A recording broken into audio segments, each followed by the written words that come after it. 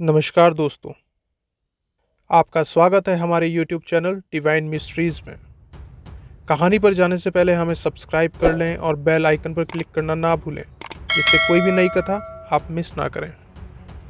एक बार भगवान विष्णु के मन में धरती पर घूमने की इच्छा हुई और वह अपनी यात्रा की तैयारी में लग गए। स्वामी को तैयार होता देखकर लक्ष्मी माता ने पूछा, आज सुबह सुबह कहाँ जाने की तैयारी में हो? विष्णु जी ने उत्तर दिया कि मैं धरती लोक पर घूमने जा रहा हूँ। कुछ सोचकर लक्ष्मी माता ने कहा, हे देव, क्या मैं भी आपके साथ आ सकती हूँ? भगवान विष्णु ने 2 पल सोचा, फिर कहा कि एक शर्त पर तुम मेरे साथ आ सकती हो। तुम धरती पर पहुंचकर उत्तर दिशा की ओर नहीं देखोगी। इस शर्त पर माता लक्ष्मी सहमत हो गईं। प्रातः माता लक्ष्मी और विष्णु धरती पर पहुंचे। उसी समय सूर्य देवता का आगमन हुआ। धरती पर सुंदरता को देखकर माता लक्ष्मी अत्यंत प्रसन्नचित हुई और भगवान विष्णु को दिया वचन भूल गईं। धरती को देखती देखती कब उत्तर दिशा की ओर देखने लगी पता ही नहीं चला। उत्तर दिशा में माता लक्ष्मी को एक बहुत ही सुंदर बगीचा नजर आया और उसी तरफ से खुशबू के साथ बहुत ही सुंदर सुंदर फूल खिले थे। यह एक फूलों का खेत था। माता लक्ष्मी बिना सोचे समझे उस खेत में चली गईं और एक सुंदर सा फूल तोड़ ले आईं। जब माता लक्ष्मी भगवान विष्णु के पास वापस आईं तो भगवान विष्णु की आंखों में आंसू थे। भगवान विष्णु ने माता लक्ष्मी को कहा, किसी से बिना पूछे उसका कुछ भी नहीं लेना चाहिए और इसके साथ अपना वचन भी याद दिलाया। माता लक्ष्मी को अपनी भूल का पता चला तो उन्होंने भगवान विष्णु से इस भूल की माफ़ी मांगी।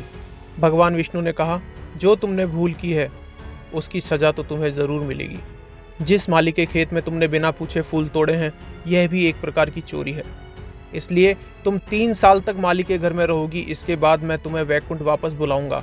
माता लक्ष्मी ने चुपचाप सर झुकाकर वचन स्वीकार किया। माता लक्ष्मी एक गरीब औरत का रूप धारण करके उस खेत के मालिक माधव के झोपड़ी पर गईं।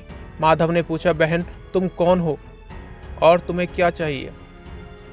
तब माता लक्ष्मी ने कहा, मैं एक गरीब औरत हूँ, मेरी देखभाल करने वाला कोई नहीं है।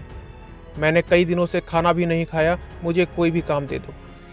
माधव बहुत ही अच्छे दिल का आदमी था, उसे दया आ गई, लेकिन उसने कहा, बहन मैं तो बहुत गरीब हूँ, मेरी कमाई से मेरे घर का खर्च भी मुश्किल से ही चलता है। लेकिन अगर मेरी 3 की जगह 4 बेटियाँ होती तो भी मुझे ही गुजारा करना पड़ता। जैसा रूखा सूखा हम खाते हैं उसमें खुश रह सकती हो तो बेटी अंदर आ जाओ। माता लक्ष्मी को अपने झोपड़ी में शरण दे दी और माता लक्ष्मी 3 साल उस माधव के घर नौकरानी बनकर रही। जिस दिन माता लक्ष्मी माधव के घर आई थी उसी दिन से माधव को इतनी आमदनी हुई, उसने धीरे धीरे बहुत सारी ज़मीन खरीद ली और फिर एक बड़ा पक्का मकान भी बनवा लिया। बेटियों और बीवी के गहने भी बन गए। माधव हमेशा सोचता था कि मुझे यह सब इस महिला के आने के बाद मिला है। इस बेटी के रूप में मेरी किस्मत बदल गई है। एक दिन जब माधव अपने खेतों से काम करके घर आया तो उसने अपने घर के सामने द्वार पर एक देवी स्वरूप गहनों से सजी हुई एक औरत को ध्यान से देखकर पहचान गया। यह तो मेरी मुंह बोली बेटी यानी वही औरत है। वह पहचान गया कि यह तो साक्षात माता लक्ष्मी है। माधव का पूरा परिवार बाहर आ गया और सब हैरान होकर माता लक्ष्मी को देख रहे थे। माधव बोला, माता हमें माफ़ करना, हमने अनजाने में आपसे घर और खेत का काम करवाया। माता यह कैसा अपराध हो गया है हमसे, माता हम सबको क्षमा कर दीजिए। माता लक्ष्मी मुस्कुराईं और बोली, माधव तुम बहुत ही अच्छे और दयालु व्यक्ति हो, तुमने मुझे अपनी बेटी की तरह से रखा।